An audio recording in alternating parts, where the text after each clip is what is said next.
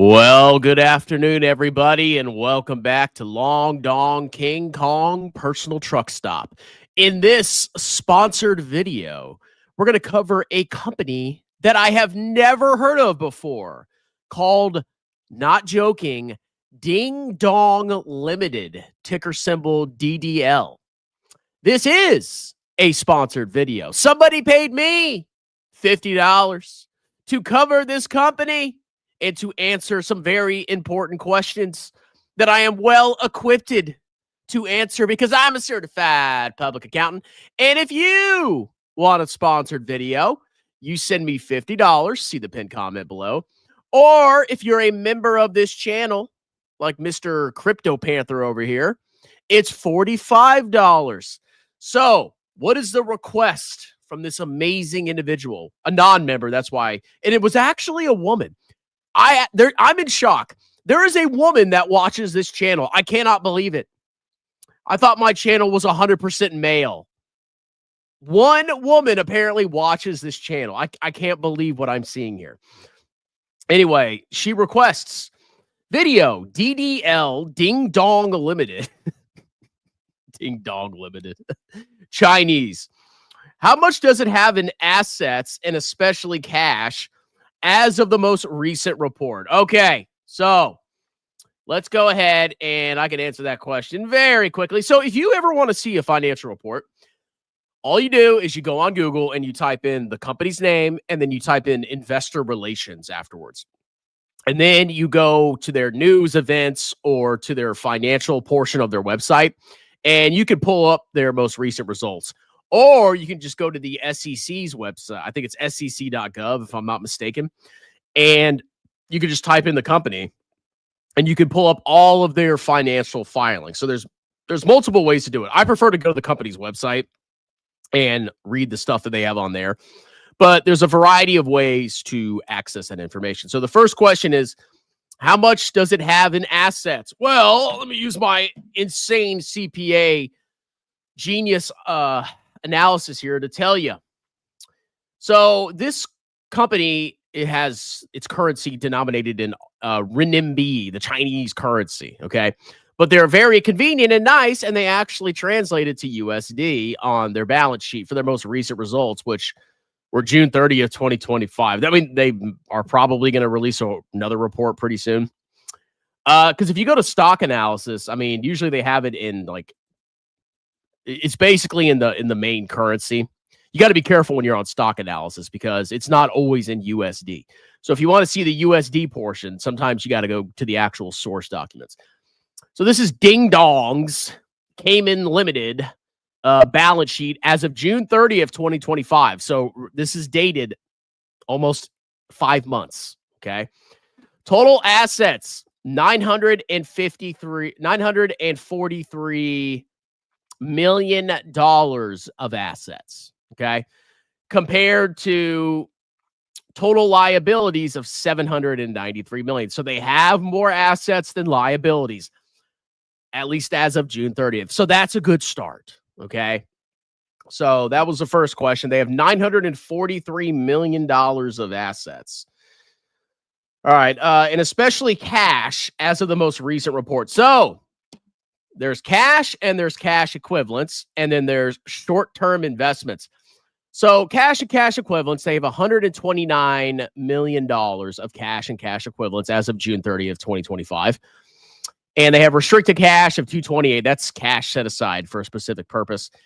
What I like to look at is like very liquid assets.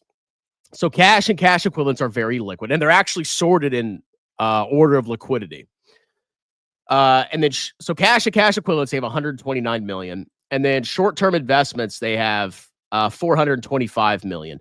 But usually, I mean, you have to dig into the report to really see what it is. But generally, when you see short-term investments, it's usually like either very high value corporate debt or more likely treasuries, like short-term US treasuries. That's generally what they mean by short-term investments. So when you're looking at a company, if you want to really judge their liquidity, you can look at their cash equivalents, but you can also look at their short-term investments. I mean, think about a checking account versus a money market, right? So I don't have that much money in my checking account. it's just used to pay bills. And most of my savings, my liquid savings, are actually in short-term treasuries in a money market account. So if you had my balance sheet here, right, it'd be like, oh, $7,000 of cash. That's all he has, bro? That's all he has? But if you look at my short-term investments, my money market in the short-term treasuries, I got like $64,000 in there. Okay. So that would be listed right here. So these are very liquid. So if they had to, if they needed cash to do whatever, they could just sell these and convert it to cash. So cash and cash equivalents, obviously very important. Short-term investments, that can be used for liquidity. And it actually is smart to do that because you can actually usually get a higher yield on your liquidity. That's why I have my money in a money market instead of a freaking checking account. Accounts receivables, these are sales that they have already transacted, but they haven't been paid for it yet. In accounting, when you provide a service or you deliver a good, if you've performed the action, if you've performed the service or delivered the good, but you haven't been paid for it yet, that goes under accounts receivable, and that's net. So this is net of people that potentially won't pay.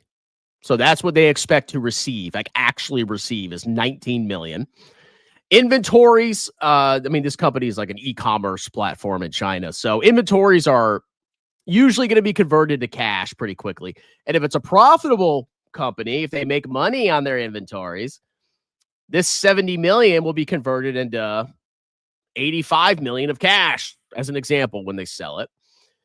Advances to suppliers, and then prepayments are the least liquid. Basically, they've paid some bills up front. So they have pretty solid liquidity. They have $129 million of cash, and they have $425 million of short-term investments that they could sell. They've got 19 million of cash they're going to receive soon from people. Well, they've probably already received it. This is June 30th. And inventories, depending on how fast they turn inventory, this has already been converted to additional cash on the balance sheet to do whatever they want to do with it. Pay bills, pay dividends, whatever, buy back shares, whatever they want to do with the freaking cash. So they have 648 million of liquid assets as of June 30th, 2025. And then they have 660 million of short-term debts. So they have plenty of liquidity. So accounts payable, this is short-term debt. This basically, like, if they buy inventory, let's say they buy and sell inventory. Well, maybe they'll buy the inventory on credit, and then they have to pay off the advance, basically. Eventually, that's accounts payable. It's bills for the company. Customer advances and deferred revenue. This is cash they've received up front, but they haven't earned yet. And then accrued expenses and other current liabilities. So an accrued expense is like wages, for example. So let's say paychecks are going to be paid out on July 1st. Well, you've already incurred the wage expense, like your employees worked, so you owe them money. But because you haven't paid them until July 1st, you actually have to reflect that as an accrued expense on your balance sheet under the liability account. Or, so they have salary and welfare payable broken out. But these are various expenses that they've incurred. They just haven't paid yet. That's what an accrued expense is. So they're going to have a cash outflow very soon of 248 million, but they got plenty of cash, short-term investments to pay that out. They can turn the inventory. They're going to get the receivables. Salaries are coming out soon. And then short-term borrowings of 148 million. So, as long as it's cash flow positive and they're managing their cash right, they're going to be fine in the short term. And then for long-term debt, they don't really have much long-term debt. It's mostly leases. You have to put leases on your balance sheet. So the balance sheet's okay. It's not like, oh, they're impervious to bankruptcy, but it's solid. Like, they have plenty of short-term liquidity if they need to use it. For long-term assets, it's mostly leases. So instead of owning property, plant, equipment, they're leasing it, renting it, basically. So it's an okay balance sheet. So that's the main things to answer that question. What is making up its profits? Well, they buy and sell inventory. Let's see. Hold on a minute. All right, so let's look at their profitability. Oh, we can go down the income statement. So revenue, It shot up during the COOF, and it's basically been flat ever since. I mean, it's growing a little bit year over year, but if you look at it from 2021 to now, revenue's basically flat. Gross profit margin. So this is the profit from the items that they sell. So the gross profit margin, this is before like selling general and administrative expenses and interest and taxes. So gross profit, it's been basically flat, and it's actually declined a little bit. So in China, like the e-commerce is actually super competitive, hyper competitive. So margins have basically stayed flat. And if you have a lot of competition, your margins are going to go down. That's just the nature of capitalism. So gross margin has stayed stable at basically 30, but it's kind of dropped a little bit in the most recent quarter. So we'll look into that a little bit. That's a little concerning. Operating margin, barely profitable. Like, look at these profit margins. This is like JD, basically. Like 1.37% operating profit. And profit margin, extremely low. This is profits after interest. This is basically the bottom line profit. So very low profitability. Free cash flow margin, this is like operating cash flow minus capital expenditures. Very low. Very low. Okay. So this is a very, very low margin business. So if you have a business that is basically has flat revenues and has low margins, it's definitely not a growth story. You either have to cut expenses more or you have to raise revenue to improve earnings per share. I mean, if this maintains, earnings per share is going to be flat. Or if their margins contract, it's going to start to decline. So let's see. Business doing good. I mean, it's profitable, but barely. I mean, and it's in a very competitive market. And it says profitability looking sustainable. I would be concerned. I mean, look how razor thin these margins are. Razor thin. 1.37% operating margin, and it's not really growing. And their gross margin actually dipped in the most recent quarter. So if that dips even a little bit more, they're unprofitable again. Let's see. So funny enough, it's a freaking penny stock. So, look at this. Let's see if we can go to the max. Look at this company. So this went crazy during the cloud market, and then it's basically sold off massively, and it's stayed low. I think the market is correctly pricing this in as a very risky investment. This is a Chinese penny stock. I would not recommend buying. I mean, you can speculate on whatever you want. This thing could go to the moon. I don't know the future. It's very, very risky to gamble on penny stocks, number one. It's even more risky to buy Chinese penny stocks. Okay? It's got a market cap of $357 million on $3.34 billion of revenue. What's the market telling you there? They're not doing too high. You can tell. I mean, their balance sheet's fine for now, but their margins they're taking hits. They're contracting. At least in the most recent quarter, they contracted, and they're barely profitable. And they really haven't grown revenue over the last 5 years. It's kind of stayed flat. Basically, ever since 2021, it's stayed flat. And it's a Chinese penny stock. So I don't know what, like, if you want to invest in China, just buy an ETF. Okay, that's my recommendation. Just buy a freaking China ETF. I don't, if you want to speculate. I don't know why you'd want to buy a Chinese penny stock. It's extremely risky. So I would not touch this. I don't care if it goes to the moon. I would not take this. You got to think of the downside and the risks. There could be fraud. You don't know. It's a freaking penny stock. Okay, let me see if I answered all the questions. How much does it have in assets? We answered that. And especially cash, we answered that. What is making up its profits? We answered that. I mean, it's just an e-commerce platform. Is the business doing good? Profitability looking sustainable? I would say no. I mean, unless they come up with some new innovative way to drive more business. What's their plan to start growing revenues again and increase profits? What's their competitive edge against other e-commerce platforms? They're competing with JD, Alibaba. These are the giants. Okay. And the giants can actually crush little companies like this or even acquire them, which that could be a possibility. This could get acquired. I would not, I would never buy something like this personally. Okay. So that's Dingdong. Dingdong, my long dong, a freaking penny stock. E-commerce company in China. They provide fresh groceries, vegetables, meat, eggs, fruits, and seafood. It all offers prepared food such as ready to eat, ready to heat, ready to cook, and ready to mix. The company, I mean, most Chinese e-commerce platforms, I'm sure, have this. I mean, the only thing I would say, this could maybe get acquired. That's basically it. Okay. All right. Let's do some quick comments. And then I need to close this out. Hold on, I got a phone call.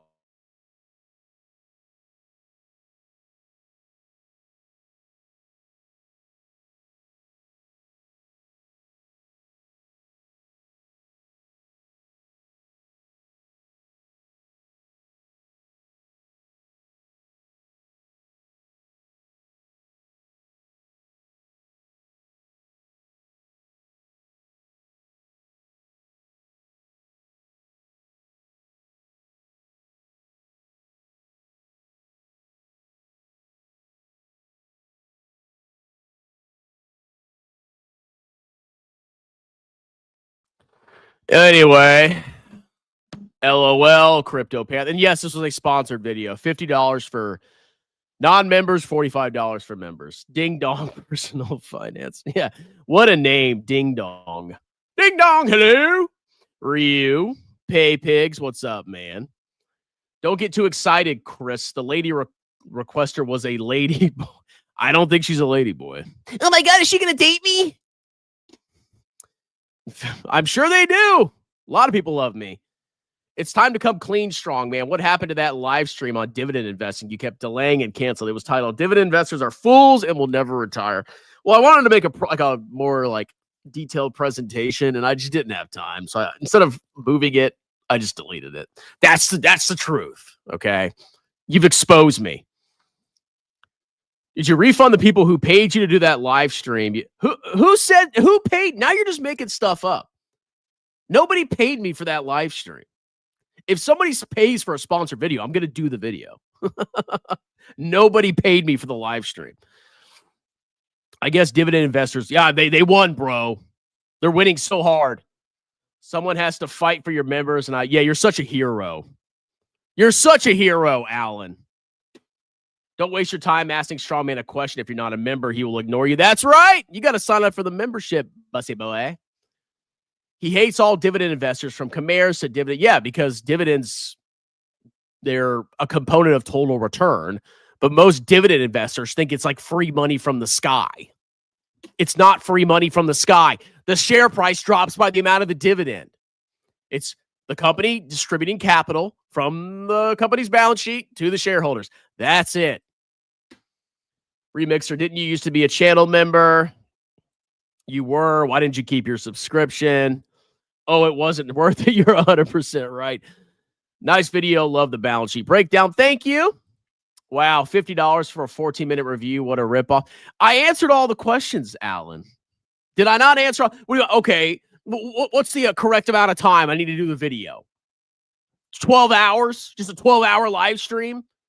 12 hours? That's it? Yeah. Okay, if nobody paid you for the dividend investing video, no, really? Thank you, Alan. So you just make stuff up. You just assume stuff. Very feminine behavior. You clearly didn't have enough good reasons to bash. Oh, I got plenty of reasons to bash dividend investors. They cannot defeat me because I have the truth. I am the truth. They are the lie.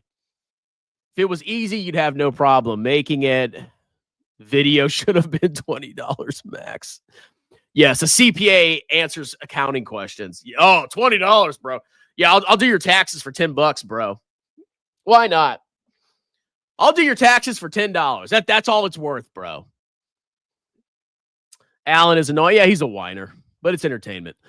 All right, well, that was a sponsored video. Like I said, $50 for members, $50 for non-members, $45 for members. And give me money and have a wonderful, delicious weekend. Cheers.